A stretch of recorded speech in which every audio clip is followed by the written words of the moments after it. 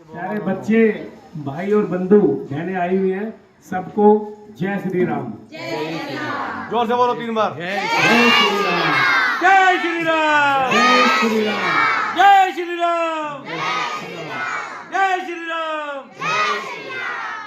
देखो आज जो ये काम हम शुरू कर रहे हैं, ये सिर्फ इसलिए कर रहे हैं, इतिहास सबने पढ़ा है और जितने भी मैं आप सब पढ़े हैं सब जितने भी इतिहास पढ़े हैं, सबने पता है, सबको पता है कि भारतीय इतिहास का स्वर्ण युग गुप्त काल को कहा जाता है।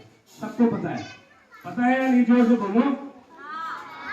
लेकिन गुप्त काल के 1-2 राजाओं के नाम भी नहीं पता। नाम हमें किसके पता है?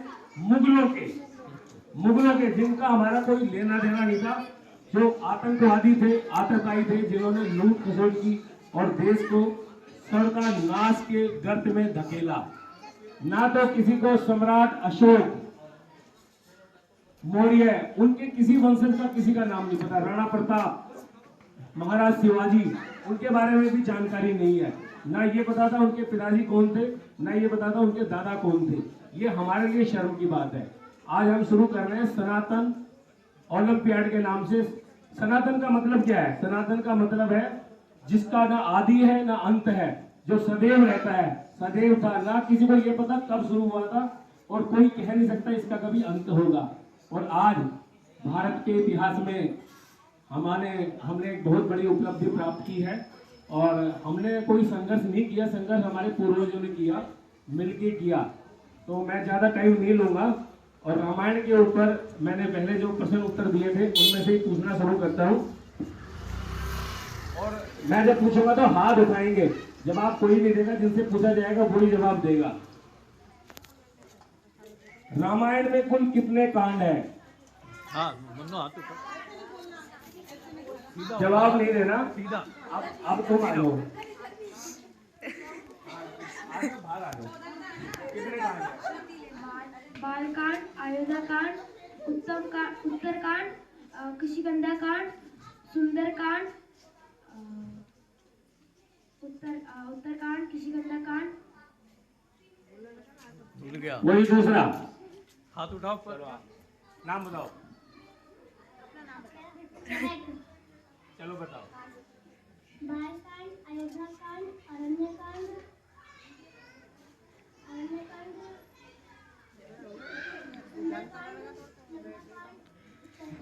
नहीं, सीरियल में नहीं बता भाई, नहीं पता भाई। एक कांड भूल गए आप।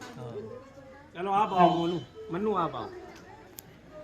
बालकांड, अयोध्याकांड, अरण्यकांड, किष्किंधा कांड, सुंदरकांड,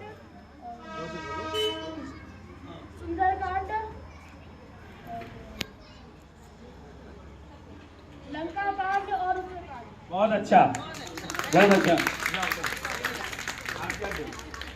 अच्छा, अब दूसरा प्रश्न है, भगवान राम किस वंश में पैदा हुए थे? हाथ खड़ा करना है। चलो तुम आओ। अनन्या, खड़ा हो जाए। इक्ष्वाकु वंश। बहुत बढ़िया। तीसरा प्रश्न, दशरथ जी के पिताजी का नाम क्या था? हाथ खड़ा करेंगे। तुम आ जाओ।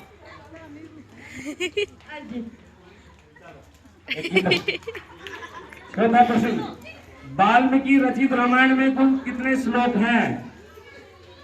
अच्छा, चलो तुम आओ।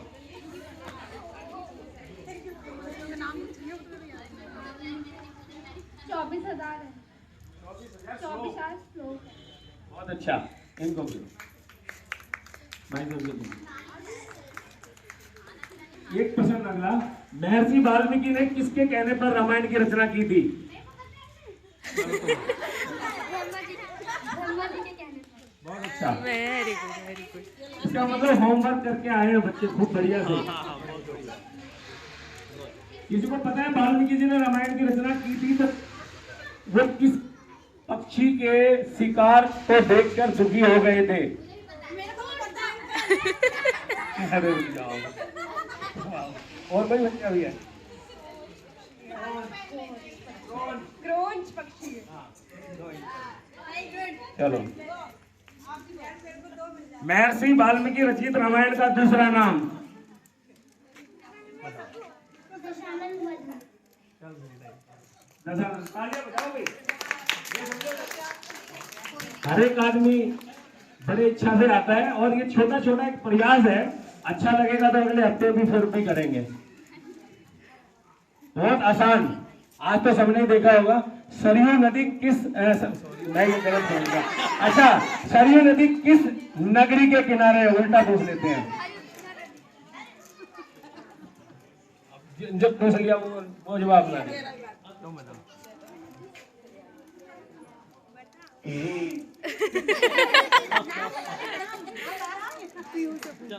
पीहू से पूछ लो। तुम बताओ। वो उधर है ना। मैं बताऊं अंकल? इधर पूछो, इधर इधर। चलो तुम बताओ, क्या नाम है अभी? अयोध्या। बहुत अच्छा। अब अयोध्या धाम लग रहा है, अयोध्या धाम।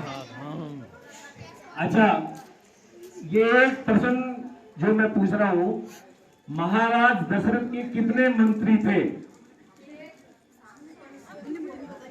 कौन बताएगा? छोटी बच्ची, चलो तुम आओ। 8। नाम बताओगे? चलो 8 बता दिया, इनको दे दो।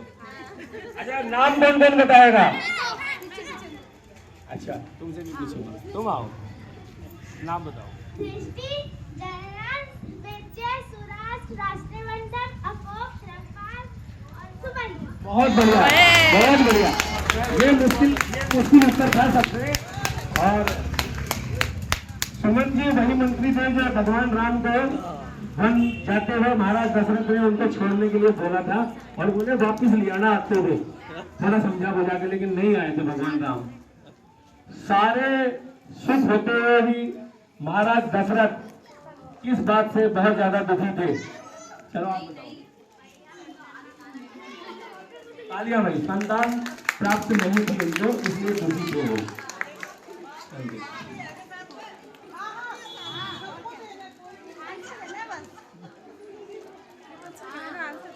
सुमंत ने महाराज दशरथ को पुत्र प्राप्ति के लिए किस ऋषि को बुलाने की सलाह दी? जिसने उत्तर नहीं दिया अभिषेक प्राप्ति को। चल प्राप्ति बता।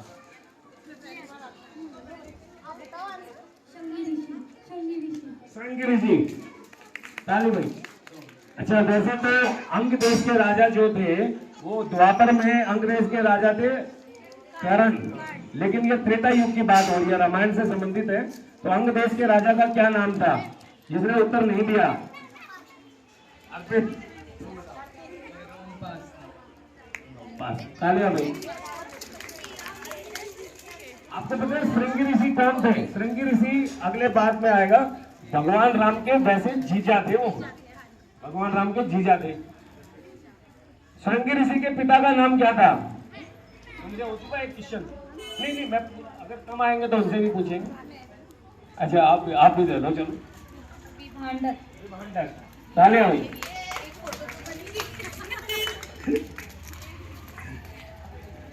श्रृंगी ऋषि की पत्नी का नाम? जिसने नहीं पूछा, तुमसे नहीं पूछा अभी तक, पूछ लिया। हाँ लो, आप बताओ। शांता। शांता। ये भगवान राम की बहन थी। पुत्र प्राप्ति हेतु महाराज दशरथ ने कौन सा यज्ञ किया था? और किसने नहीं दिया?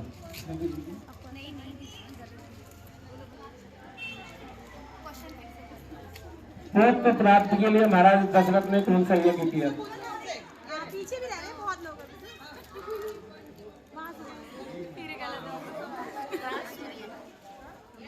सूर्य। इससे पहले क्या था? पुत्र प्राप्ति के लिए कोशिश करो, जो एक जवाब दे चुके हैं उनके अलावा कोई हो तो। पुत्र कामेष्टिय। पुत्र कामेष्टिय।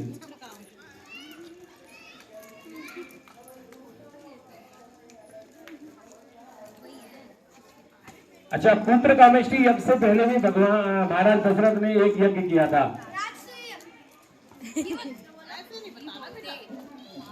अभी मैं बाद में पूछूंगा ये क्वेश्चन। पुत्र कामेष्टि यज्ञ से प्रसाद प्राप्त प्रसाद सबसे पहले किसे दिया गया? आप बताओ। ठीक है, ताली। अब एक सबसे ज्यादा पेचीदा है, वैसे मैं ये अलग से बताऊंगा।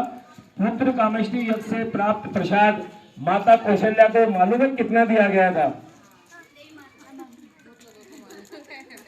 मैं देख रहा हूँ कोई ऐसा नहीं है जिसने एक जवाब नहीं दिया। आपने नहीं दिया?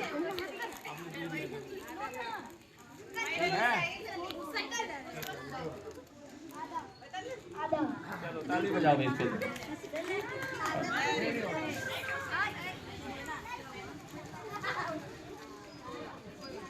पुत्र कामेष्टि यज्ञ में जो यज्ञ पुरुष थे वे कौन सा प्रसाद लेके प्रकट हुए थे?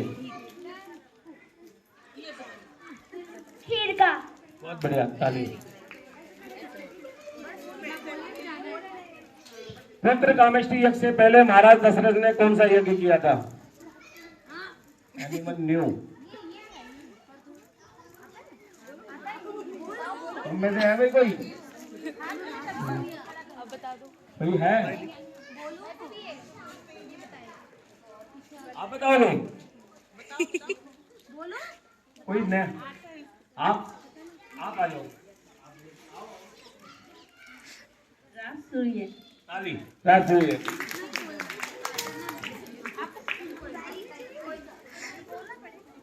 पुत्र कामेष्टि यज्ञ के बाद प्राप्त जो प्रसाद माता कौशल्या के बाद किसको कितना भाग दिया गया? कुछ नया?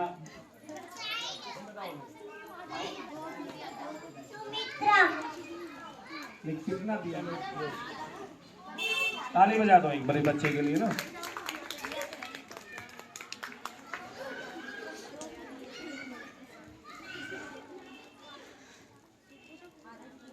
जो पुत्र कामेष्टि यज्ञ था उसका प्रसाद 2 बार किस माता को दिया गया? आप आ जाओ, आप आ जाओ। हाँ तो जो यही तो है, देखो आपको हमें जो चीज पता होगी हम बच्चों को वही तो बता पाएंगे।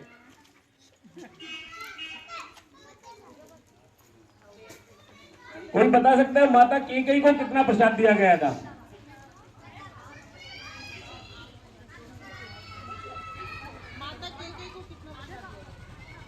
माता कैकेयी को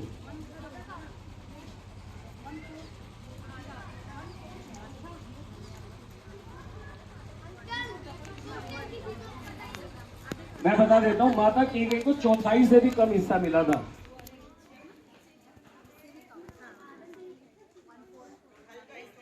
चौथाई भी नहीं मिला था। पहले आधा माता कौशल्या को, फिर उसमें से आधा सुमित्रा को, फिर उसमें से थोड़ा सा कैकेयी को, फिर बचा हुआ फिर सुमित्रा को। तो आज की जो प्रश्नोत्तरी थी यही समाप्त होती है। आज 21 हो गए और अगले हफ्ते के जो पूछे जाएंगे वो हम दे देते हैं।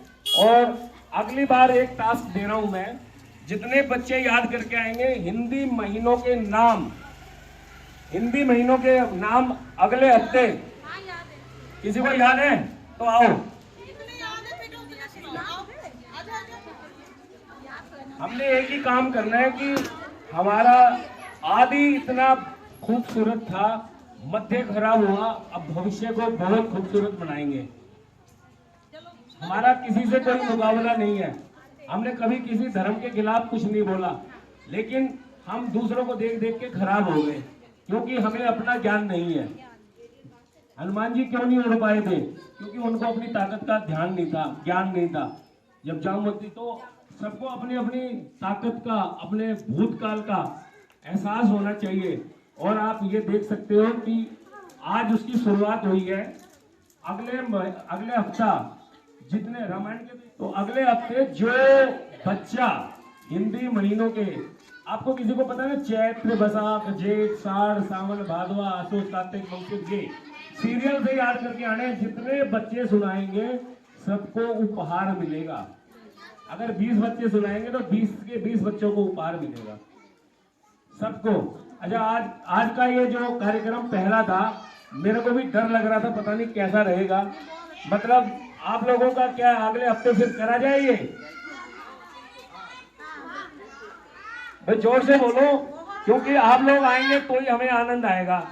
हर हफ्ते नए 21% उत्तर आपके लिए प्रस्तुत होंगे जो अभी दे रहे हैं। और अपने मित्रों को भी बताना इनकी फोटो। अच्छा, कोई आज रामायण के बारे में कोई 1 मिनट की कोई किस्सा, कोई रामायण के बारे में बहुत अच्छी बात लगी हो, किसी को किसी चरित्र के बारे में, तो कह सकता है सबके सामने। ये सारी आज की रिकॉर्डिंग ना YouTube चैनल पे अपलोड होगी। हमने इसी नाम से एक YouTube चैनल बना दिया, सनातन ओलंपियाड। इसको यहाँ अपनी गली तक सीमित नहीं रखना, इसको पूरे देश में फैलाना है।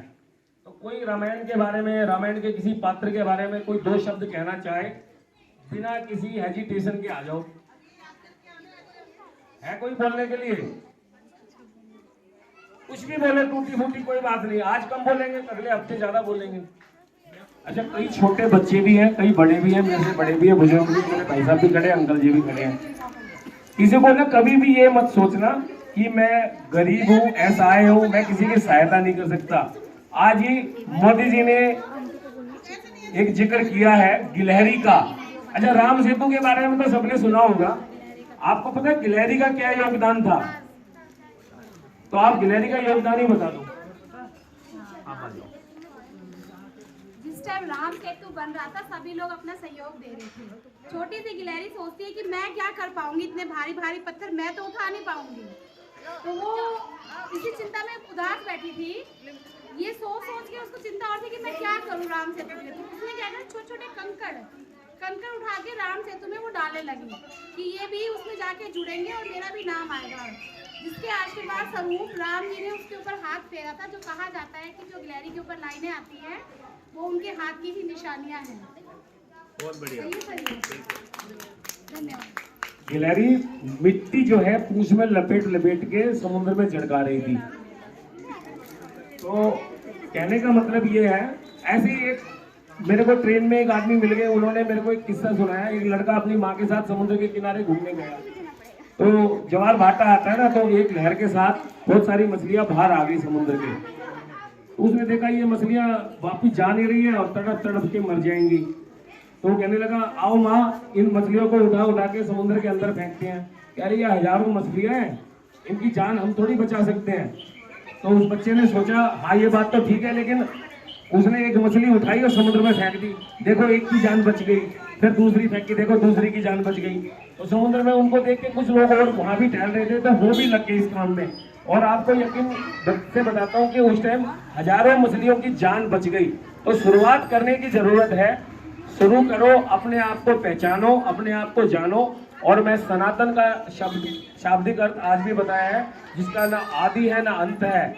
सनातन हमेशा था, हमेशा है और हमेशा रहेगा। जय श्री राम।